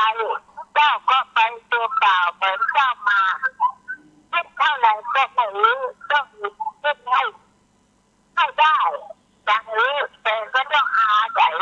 ความคิดนั่นแหละจึงรู้ว่าตายก็ไปเด้อยังง่ายๆเนี่ยนะขอบคุณยายพรขอบคุณยายพรร้องงัวแดงสันกำแพงเจียงใหม่ยายพรมาจบแล้วเนอะง่ายๆนะยายพรนะโทรเข้ามาเนอะ0837611775จะเริ่มต้นจากตั้งไรหายายพรอย่างใดเนี่ยยายพรมานมัสการเจ้าแล้วก็ขึ้นเปิดแล้วอ่ะไอ้อย่างเนี่ยยายพรแต่กี้ถ้าจะลืมเนาะเอาโทรเข้ามาเนอะ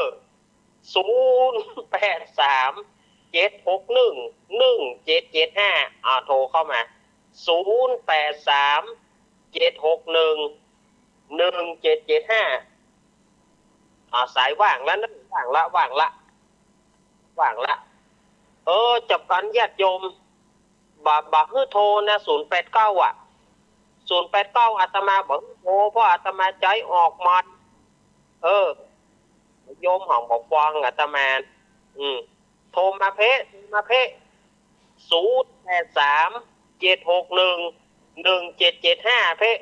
อาตมาบอกอนุญาตโทรนะเดี๋ยวสายจะรูดก็เดี๋ยวมันจะรูดเนี่ย089เนี่ยป่วยเนาะ โทรมาเบอร์เพ่เนี่ย0837611775โยมห้องเหลืออาตมานะอาตมาหอกอาตมาอนุญาตนะวางก่อนโยมแล้วก็โทรมาเบอร์เพ่ก่อนวันนี้อาตมาบัดได้นั่งจัดอันนี้นะวันนี้อาตมานั่งจัดในวัด นี่นะอาตมาบ่ได้นั่งจัดที่วิทยุเนอะเนี่ยสถานญาติโยมบอกเข้าใจเน้น ฮะ บ่ได้น้องจอดที่ดีเจอีก อาตมาบ่ได้นั่งจัดที่เจนะวันนี้อาตมานั่งจัดส่วนคนเดีย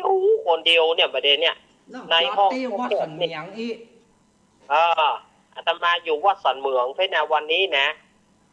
จะไปโทรขอเมตตากรุณามุทิตาอุเบกขาจะไปโทรเบอร์นี้เพราะว่าถ้าโทรเบอร์นี้แล้วมันหลุดอาตมาใจอู้หน้าใหม่โทรมาเพะ083-761-1775เอาโทรมาเบอร์เพะ083-761-1775โทรมาเบอร์เพะเบอร์ที่จะฮื้อโทรญาติโยมก็บ่าโทรจะลู่โทรเบอร์นั้นติ๊กโย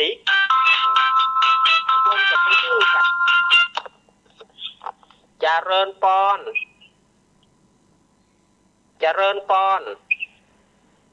ติดแล้วจากที่ปาโมกหลวงตากฤษนมัสการครับผมสุขีมาเดือดพันพัฒวัฒน์เมื่อไหร่ตอนแค่ก่อนรายการครับผมไม่ได้ฟังเขาเพราะว่าผมรับ104ไม่ได้วันนั้นเป็นคนเดียวเลยครับผมเจอยัดเป็นคนเดียวคุยแค่ที่รอบครับผมครับขอบคุณหลวงตาครับสุมาเนอสดาญาติโยมหลวงตากฤษฟังหมดเชียงดาวเจริญปอนแม่สีทอนเปรมจิตปัดชอบวันนี้มันได้จัดทุกเลยค่ะวัดกันเมืองดังวันนี้อยู่ที่วัดนะวันนี้นะมันชุกเราฮุกก็เลยใช้ออนไลน์เอาอาจารย์ครับวันนี้ร้านของม่วนขนาดม่วนแต่กบบ่พอตัวเก่าม่วนจ้ะมันลูกกบคุณครูแล้วก็กบเนาะน่ะได้ไปไหนสักทีเนี่ยได้ไปไหนสักทีตัวหันหลังจากปิ๊กบ้านไหนบ้านมันเนาะปิ๊กบ้านไหนบ้านมันโอซาก้าก็เหมือนโตเกียวโตเกียวก็เหมือนโอซาก้าแล้วปิ๊กเขียสุดาเลยไม่ได้ไปครับเปิ้ลม่วนไม่ได้แต่กำลังใจเนี่ยนั่นเองครับจ้าสาธุจ้าครับแม่สีทอนแม่สีทอนนี่เป็นเรียกว่าเป็น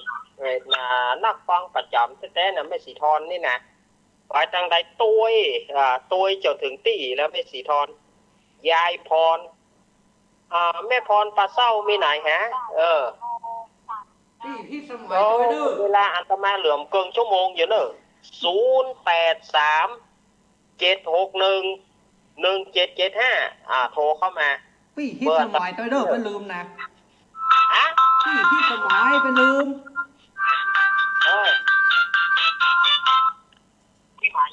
เจริญปอนสวัสดีเจ้าจากตังได้จากที่ไหนอันนี้ที่ไหนอันนี้รายการสารธรรมยามแรงเนอะแล้วก็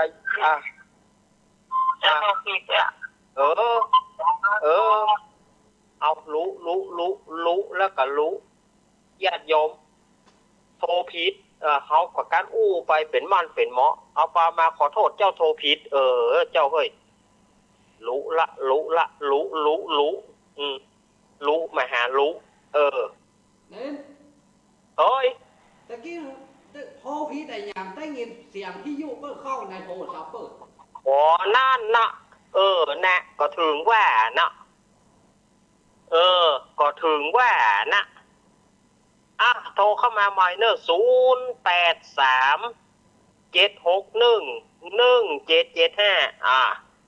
จะโทรอาตมาเวลาอาตมาเหลือนักวันนี้เวลาอาตมาเหลือนักเหลือเกินชั่วโมงก่อนเอาโทรมาเนอะฝ่ายจะโทรเพื่อกำลังใจกันก็ได้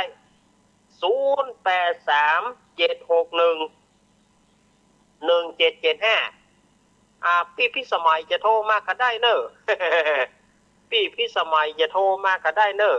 โทรมาเลยแล้วก็แม่พรป่าเศร้าเนอะแม่พรป่าเศร้าก็ดีแม่โสมซบแม่ข่าก็ดี089อาตมาใจแตนไม้เนอะ089อาตมาใจอู้โทรมาเบอร์นี้เนอะโทรมาเบอร์นี้เนอะ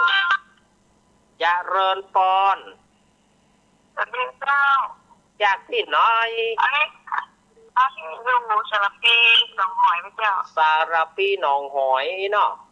เจ้าแม่ชื่อแม่ยังรายงานตัวแม่ดาเจ้าแม่ดาเจ้าแม่ตอดานอยู่ศรีเจริญไหมเจ้ามาอยู่กับลูกไหมเจ้าเจริญสิทธิ์เจ้าศรีเจริญสิทธิ์นะเจ้าน่ะคนมาอยู่กับลูกไปเจ้าบ้านเดียวก่อนบ้านเดียวบ้านเดียวบ้านเองก่อนนะแกน่ากะคนบ้านเดียวกันคนกันนะเจ้าคนบ้านเดียวกันเคยโทรสักเตื้อเจ้าเคยโทรสักเตื้อเนาะแม่ดาอีเนาะเจ้าว่าแกเจ้าขอบคุณเนอะเอาไปเอามาโลกมันหมุนเป็นคนพื้นที่เดียวกันเปิ้นเคยอยู่ศรีเจริญสิทธิ์แล้วเปิ้นก็ย้ายไปอยู่กับลูกเปิ้นสารปีปุ่นดูเอาข้อความอย่างแน่ มีหลายรูปแบบนะสถาญาติโยมเอาโทรเข้ามาได้อยู่เนอะ083-761-1775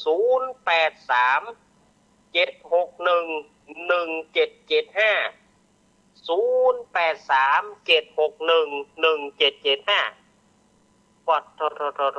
ถ้าไปหอนนะขอจะว่าเนาะเน้นนี่มันอย่าได้กำโทรศัพท์2เครื่องเลยเนาะโทรศัพท์เครื่องตึง2เครื่องก็ดีกำก็เอาฮับหน้าไม้ก็ดีฮับอู้ก็ดีอู้สถาญาติโยมว่า2 in 1น่ะมันเนาะ มันจำเป็นน่ะเนี่ยเข้าฮ้อนแกงฮ้อนจำเป็นเข้าเย็นจำอุ่นกระจ่างเนี่ยใดก็เลยจำเป็นแหละเนี่ยแกงฮ้อนจำเป็นเข้าเย็นจำอุ่นเจมินี่ให้คือเจถ่ายคือขอพอนี่เลยเจเนาะถ่ายคือขอพอถ่ายคืออยากยอมเพื่อพอนี่เจริญปอนเจ้าวันนี้แม่ใหม่เนอะแม่ก็ฟังตะวันเจ้าแม่ใหม่โทรจากที่ไหนจากปังฟ้าเป็นเจ้าปังฟ้าเนาะเจ้าแม่ยังฮะแม่ยังรายงานตัวแม่ปังเจ้าแม่ปอนแม่ปังเจ้าแม่ปอนเนาะกล้าโทรมาครั้งแรกเนาะเจ้าโดนใจแรกเลยเจ้าบอกเคยโทรมาคำเสื้อนี้แม่นก่อเจ้าเรียกโทรคำเสื้อโดดนี่แม่ก็โทรไปเดียวนี่เอาขอบคุณเนอะฟังอาจารย์ม่วนเนาะเอาขอบคุณนักเนอะแม่ปานเนอะขอบคุณครับวันนี้นี่มีเบอร์ใหม่มานะวันนี้มีเบอร์ใหม่มาเฮ้ยอันยังไงอันยังไงข้อความการอย่างการลุกสถาน083-761-1775เอาโทรเข้ามาสถานญาติโยมเวลาตะมาเหลืออยู่ตั้ง28เจริญปอนจากวิชาเจ้าจากที่ไหนจากขันใจแม่เจ้าตานทรายแม่โจแม่ยังรายงานตัวแม่สุดาเจ้าสุดาดอกฟ้าอีเนาะแม่สุดาดอกฟ้าอันนี้ก็นี่สายแรกอันนี้ก็เตื้อแรกแม่นก็ฟังอยู่เจ้าฟังเปิดวันวันอังคารเนาะวันอังคารแม่จะฟังเลยแต่แม่ไม่ได้โทรก็ได้แต่ไม่ได้โทรเนาะไม่ได้สายแม่ทันทุกเล่นเนาะครับเพราะว่าสายเมื่อคืนจะแน่นหนาเนาะ เจ้าสายเมื่อคืนแน่นนะขอบคุณเนอะแม่สุดาเนอะขอบคุณนักเนอะแม่สุดาโอ้วันนี้มีสายใหม่เข้านักวันนี้เจ๊มีสายใหม่ถึงมวนเอาโทรเข้ามาเนอะ0837611775โทรเข้ามาวันนี้ญาติโยมอาจจะแปลกใหม่แปลกว่าแล้วเบอร์กูเตือหรอเบอร์นี้อาตมาเอาคู่หน้าใหม่เจริญปอนแม่แต่เจ้าขอเพลงให้บรรดาเจ้าก่อนได้กับเจ้าเอาก่อนจะบดาอีเนาะแม่บัวบุญเนี่ยแม่บัวบุญแม่บัวบุญเจ้าแม่ให้กำลังใจแม่ลูกเมนครับหวานดีเหรอหวานดีเนาะฟังมาคิดถึงเจเลยนะครับเพิ่นฟังอยู่เจฟังอยู่เจฟังอีกจ้าครับเพราะว่าต้นพายุยืนตาจากวัดป่าหินนะเจ้าวัดป่าหินเนาะวัดป่าหินเขาก็ไปปากันดีๆแม่บัวบุญเนาะเจ้าปาก็ตัวตรงนั้นแหละกำลังคัดเนื้อคัดตัวก็ผิวห้องก่อนเนาะลุยชื่อเสร็จเจ้าลุยขอบคุณบัวบุญแม่บัวเนี่ยกัดโตเนาะแม่สมพัดแม่สมพัดแม่อาตมาบอกฮับนะ089ว่าอาตมามันจะหลุดไปโทรมาเบอร์เพ0837611775เพญาติโยมจะโทรเบอร์นั่นน่ะมันโทรบ่ได้อาตมาใจอู้อาตมาบอกมีไม้อาตมาเลยใจโทรศัพท์เนี่ยเป็นไม้มีที่ไหนแล้วสถานญาติโยมนี่อย่าใช้โทรศัพท์เป็นไมโครโฟนนี่นะมีที่เดียวตีอันนี้มีก็หามีก็โทรเข้ามาเนอะ0837611775โทรมาด่วนเลยโทรมาได้เลย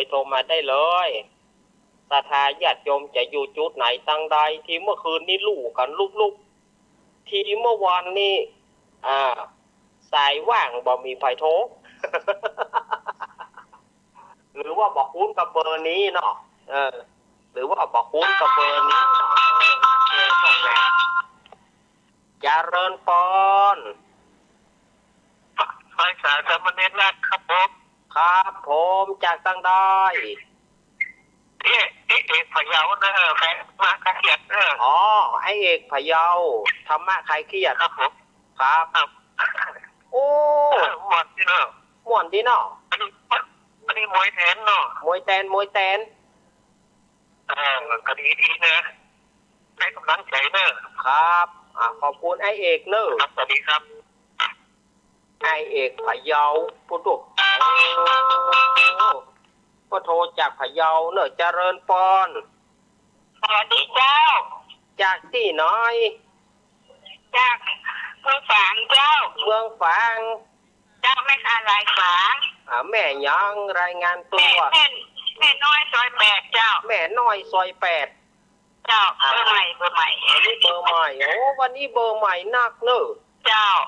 อันเปิ้ลใหม่เลยข้างในตัวเปิ้ลนะเจ้าอันเปิ้ลใหม่ก็เลยให้ใหม่เนาะเจ้าแต่กะ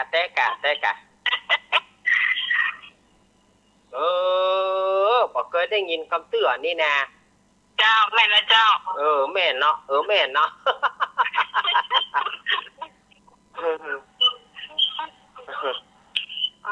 แม่อยู่ดีมีสุขเนอะแม่น้อยเนอะเจ้าขอบคุณเจ้าจากสวยนะเจ้าครับขอบคุณแม่น้อยรอดปลอดภัยนะเจ้าสาธุเจ้าแม่น้อยวางสายคือกำแม่น้อยวางสายคือกำแม่น้อยซอย8เจ้าวางสายคือกำ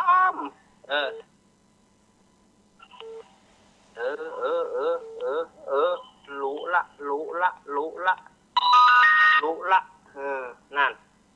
อันข้อความก็ลู่มาสายโทรศัพท์ก็ลู่มาเอาอันเอาอย่างยุ่งไกว วันนี้ขออยู่คนเดียววันนี้ขอปล่อยเพศปล่อยผีอย่าวันนะเจเด้อ วันนี้ปล่อยเพศปล่อยผีอย่าวันละวันนี้ได้ขนาดน่ะแกเดินปอนแม่จันสมแม่จันเปลี่ยน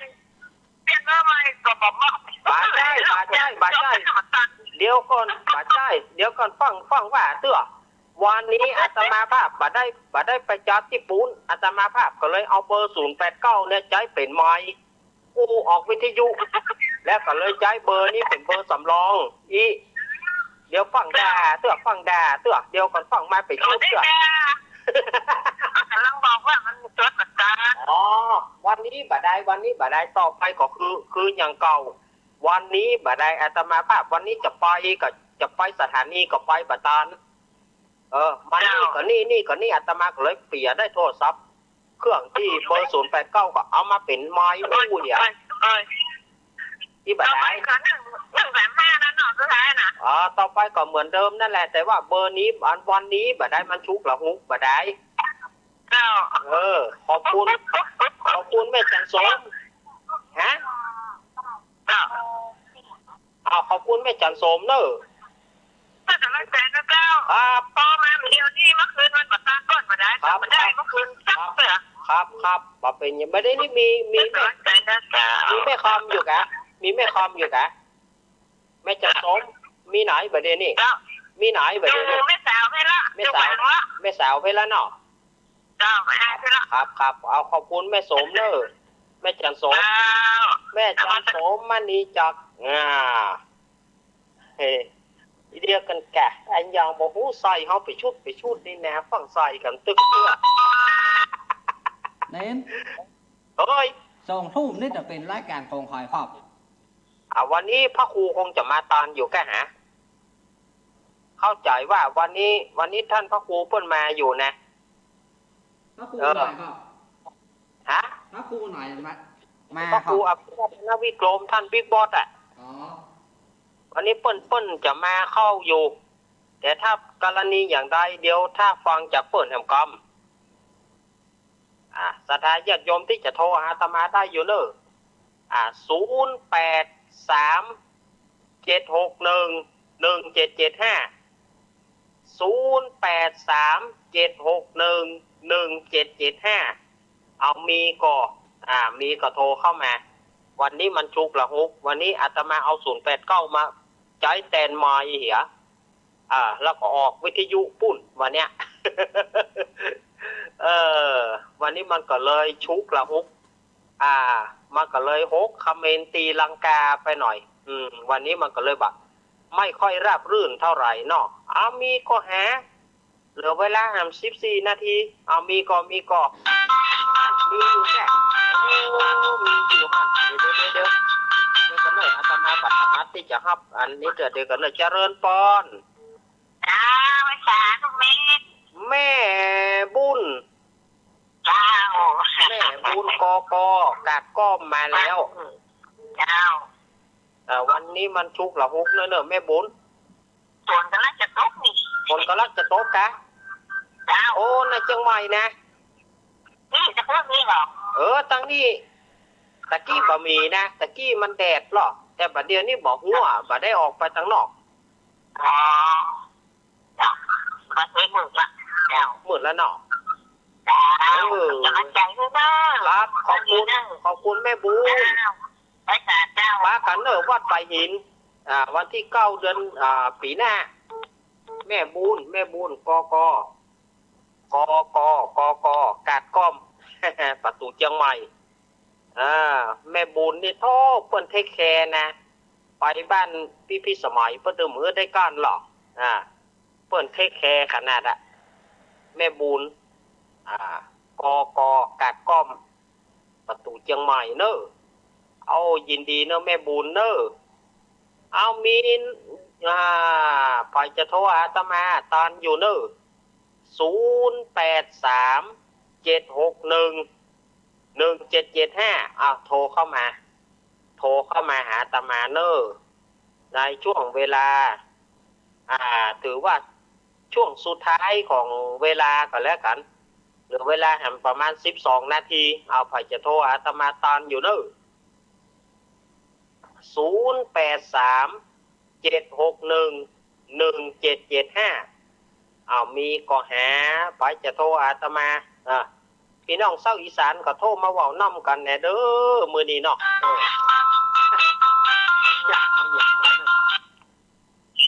จะเริญปอนเจ้าค่ะลูกเน้นจะตั้งเอาพุทโธก็ได้นะได้พุทโธเฮานั่นเนาะยึดหมอข้างหมอมันสุดมันบอกให้ตันอย่างเล่นอย่างฟ้าว่านะเนาะมันบอกให้ตันนะเพราะว่าบางทีพุทโธเฮานะเฮาดูตั้งหายใจเข้าเฮาหูหายใจออกเฮาหูแม่โทรจังไหนแม่โทรจังไหนอุ้ยแดงค่ะอุ้ยแดงนั่นเนาะขอบคุณเนอะอุ้ยแดงเนอะวิแดงไม่จ่าเจ้าวิแดงนี่ติดมารอบ2เนอะวิแดงดอกตะล่อมจอยปากโอยปากโอยเจริญพรอย่างนี้วันจ่าเจ้าเริ่มใหม่แล้วเจ้ากำลังโทรวันนี้กำลังตลอดนะกำลังโทรวันนี้เจ้าโทรจากที่ไหนใกล้ๆก็ฝ่ายหญิงนะเจ้าแม่อย่างฮะแม่จรูนเจ้าแม่จรูนปกปิงเมืองเจ้าแล้วเป็นอย่างรู้จักรู้จักกะแม่จรูนปกปิงเมืองเจ้าวัดสันเมืองนี่แหละเจ้าครับมันอยู่ตรงไหนฮะแม่เคยมาเวียงหนองร่องก่อนละปูนเวียงหนองร่องถ้าเคยมาเวียงหนองร่องมันก็มาแหมน้อยเดียวอยู่ตรงเวียงหนองร่องเจ้าแล้วถ้าไปทางพุทธจะแวะไปแอวนะเจ้าได้เลยเจ้าครับแม่จรูนกำลังใจนะเจ้าครับแม่จรูนปกปิงเมืองเพิ่นก็เคยโทรหาอาตมาคำเตือนแล้วเพิ่นโทรหาตู้ลุงปุ่นหาตู้ลุงก็ดีท่านบิ๊กบอสก็ดีแล้วก็โทรซ้ำน่ะแม่จรูนเหลือเวลา5 นาที5 นาทีโวยฝ่ายโวยมอน5 นาทีนี่นะ5 นาทีเจริญปอน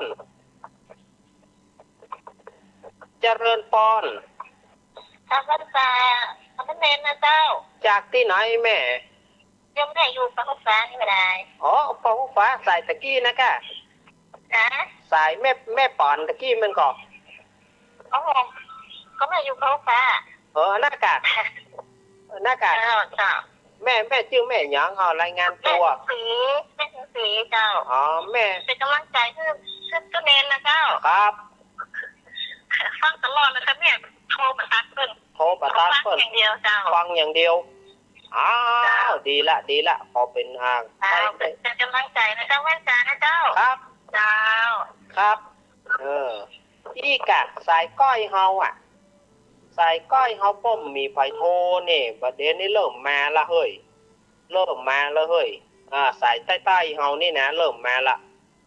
อ้วนอ้วนฟังว่าอ้วนวันเนี้ยถ้าฟังโทรมาอ้วนอ้วนโทรมา4 นาทีฝ่ายจะโทรเข้ามาเจริญปอนสำคัญนะมันประจักษ์เจ้าจากที่ไหนในประเทศแม่แสงเดือนตุปันโนค่ะแม่แสงเดือนตุปันโนจะเอาน้ำมนต์ผ่านดาขเจ้าลูกเน้นนะ เอาน้ำมนต์กูเสือกอะเลยมันได้โทรมาจากตั้งเดือนนะเจ้าโอ้แม่ดวงแม่แสงเดือนอายุเท่าใดเนี่ยแม่84เลยเจ้า84โอ้อายุมันยืนยาวเนอะเดือนเลยอ่ะเจ้าได้เอาน้ำมนต์กูเสือกเลยเจ้าเอาน้ำมนต์กูเสือกมาได้โทรมาบ่ได้เนาะโดยสเก็ตบ้านอย่างเนี่ยแม่ป่าเมือดตำบลกำลังลาบเจ้าโอ้บ้านป่าเมือดพอดีว่าอ้ายของอาตมาอยู่สันต้นดูสันปูเลยกันเจ้าอ้ายอยู่สันต้นดูสันปูเลยเนาะครับขอบคุณแม่แม่อุ้ยแสงเดือนเด้อกำลังลาบเจ้ากำลังราดดอยสะเก็ดขอบคุณแม่แสงเดือนเด้อน้ำนักการเจ้าเอ้าสายสุดท้ายมีก็อาตมาขอให้อีกสายหนึ่งมีก็หาสายสุดท้ายฝ่ายจะมาเปิดท้ายฝ่ายจะมาปิดท้ายเปิดท้ายก็เปิดขายของได้กันเนาะเปิดท้ายก็เปิดขายของได้กันเนาะฝ่ายจะมาปิดท้ายอาตมาหาวันนี้มีก็นะหรือว่าจะสุดท้ายที่แม่แสงเดือนนี่มีก็มีก็โว้ยแฮมนาทีเดียวไปได้แฮมเพิ่มตอกหนึ่งแฮมเพิ่มตอกหนึ่งฝ่ายจะโทรหาตมาตอนนี้แฮมเพิ่มเหลือแฮมเวลาแฮมเพิ่มตอกหนึ่งเหลือแฮมเพิ่มตอกเวลาเหลือแฮมเพิ่มตอกหนึ่งเอาฝ่ายจะโทรมาหามีก็มีแล้วก่ะมีแล้วบอกมีอาตมาจะลาแล้วนะมีแล้วเนาะโอเคเอาละศรัทธาญาติโยมเนี่ยเอาว่านะเจริญพรอย่างยายพรจะมาปิดรายการได้ละจะมาปิดรายการยายพรเป็นตัวแทนยายพรลาเลยยายพรลารายการเลยยายพรลารายการเก่าลารายการเลย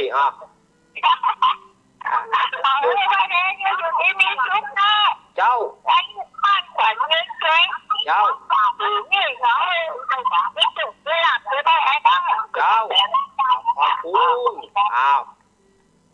ขอบคุณยายพรเนอะยายพรลวดลาอาตมาก็จะลวดลารายการแล้วเนอะวันนี้ก็ขอขอบคุณท่านอาจารย์บิ๊กบอสของเขาท่านอาจารย์พระครูอภิวัฒนวิกรมที่เปิดได้เอื้อเฟื้อเวลามาแตนวันนี้อาตมาก็มาแตนเปิดแล้วขอบคุณทุกเสียงทุกสายขอบคุณทุกสถานีบอกว่าจะเป็นสถานีวิทยุห้วยตองซักเรดิโอสถานีวิทยุคลื่นพุทธศาสนาวัดฝ่ายหินสถานีวิทยุน้ำบ่อซาวาสถานีวิทยุมนต์เสียงธรรมสถานีวิทยุหลายสถานีที่เปิดได้เอื้อเฟื้อเวลาวันนี้เอาไว้โอกาสต่อไปปล่อยมาปะกันวันนี้ก็ที่ขาดมาได้ขอบคุณเจเนอะว่าบอกขอบคุณเจ้าของโทรศัพท์อีกขอบคุณเจเนอะที่เอื้อเฟื้อทางด้านเทคนิคเอื้อเฟื้อทางด้านโทรศัพท์เพื่อพ่วงโทรศัพท์วันนี้ไปจะได้ก็ขอยกผลบุญกุศลยกบุญให้เจไปเต็มเนอะเจอยู่ดีมีสุขอย่าได้เจ็บอย่าได้ไออย่าได้ไข้อย่าได้หนาวเจอยู่ดีมีสุขเหมือนกันแล้วกับศรัทธาญาติโยมอยู่ดีมีสุขเนอะจัตตารโอธรรมาวัฏันติอายุวันโนสุขังพลัง